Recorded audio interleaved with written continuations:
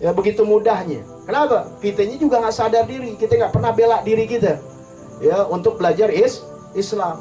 Ya, kalau dulu kan orang-orang dulu maghrib. Nah, ini orang tua nanti ngajarin anak-anaknya, pada belajar, pada ini dan sebagainya. Kembali lagi, ya, tuntut ilmu ini hukumnya wajib.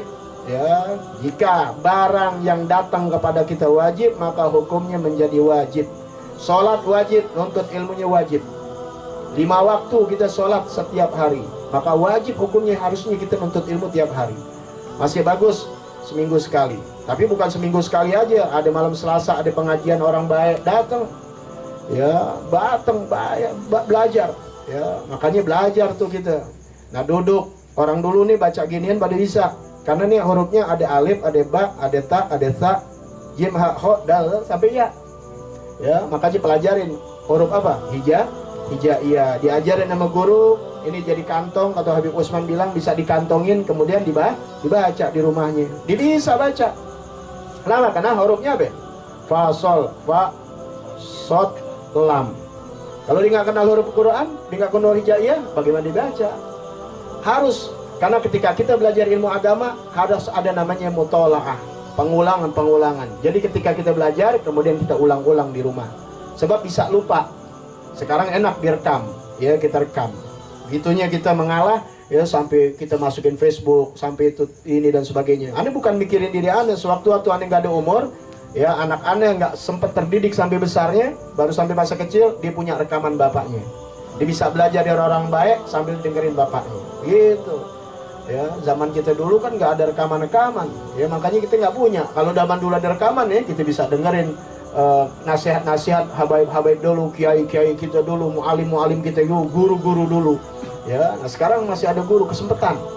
Ya, belajar, duduk. Ya, ini bukan nakutin. Selagi kita nggak duduk di majelis ilmu, ini bicara yang hak. Selagi kita nggak duduk di majelis ilmu, di situ kita berdosa kepada Allah setiap hari.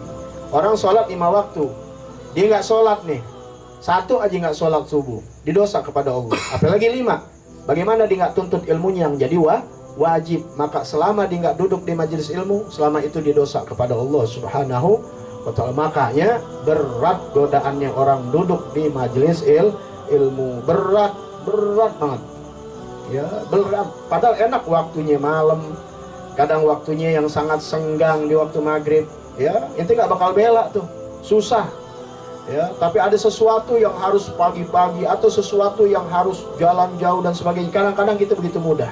Kenapa? Karena kegiatan itu tidak menjadi satu kewajiban. Ya, inilah sekarang manusia. Begitulah sama ungkapan yang bilang gajah di pelupuk mata nggak kelihatan, kuman yang seberang jauh kelihatan. Nah, inilah akhir zaman. Ya, barang yang hak di depan dia mudah kok dia dilihat sendiri, tapi nggak kelihatan sama dia. Inilah majelis-majelis ilmu di kampung-kampung kita. Ya, kita nggak udah, kita nggak kejar. Nah, kita yang bakal jadi orang tua. Anda kasih dulu di situ, sebab nanti hubungannya di sini. Bermula terlebih fardu, tahu gak terlebih fardu? Fardu wajib, terlebih fardu, di atas kewajiban.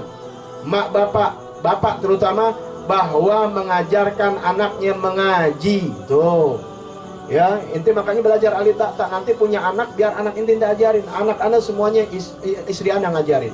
Dia kenal huruf alif ba ta. Umur 4 tahun, 5 tahun dia udah bisa baca Quran. Umur 6 tahun, 7 tahun dia udah bisa baca. Anak-anak yang kecil aja, Iqra aja udah hatam. Tuh, 1. Maksud 4 tahun belajar, ada target. Ya, kalau bisa dari kecil. Ya, itu ajarin. Karena inti yang tanggung jawab.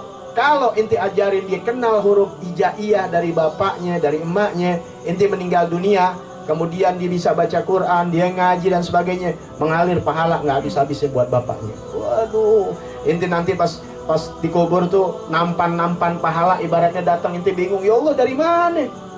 Aneh recian, nggak siapa-siapa, ulama bukan, ustadz bukan.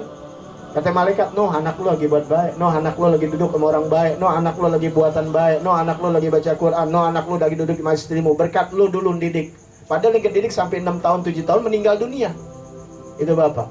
Ya, tetap dapat dari Allah Subhanahu wa taala. Tapi ada yang digebokin sama malaikat, jeger aja, seksaan orang minuman keras. Lah saya nggak minum keras.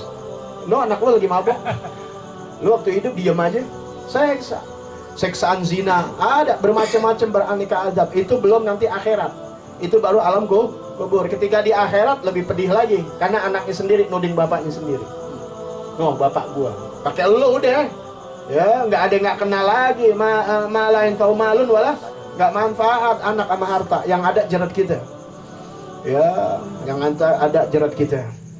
Ilaman ataullah biqalbin salim. Maka selamatkan diri kita biar selamat hati kita, ya nggak ada sifat malas, itu juga penyakit hati. Sifat pelit penyakit hati, sifat penakut penyakit hati, sifat takut tuh, takut, tahu nggak, takut tuh bukan berantem aja, takut miskin. Anak nggak ngajiin takut miskin. Kenapa? Kalau ngaji jadi orang miskin, mendingan jadi dokter, mendingan jadi insinyur, mendingan jadi pejabat, tapi nggak ngerti agama. Bukan anda duakan, bukan anda sampingan, tidak. Ya, ketika antara memilih dunia atau akhirat, inti pilih akhirat. Akhirat dunia ikut, tapi kalau dunia akhirat nggak ikut. Tapi kalau ini mau ambil dunia tanpa meninggalkan akhirat, fadol, silahkan. Ini mau jadi dokter, dokter Islami. Jadi teknokrat Islami. Jadi profesor Islami, dalam arti Islami dijalin syariat-syariat, jalanin tuntunan Rasul Sallallahu Alaihi Wasallam. Ajar.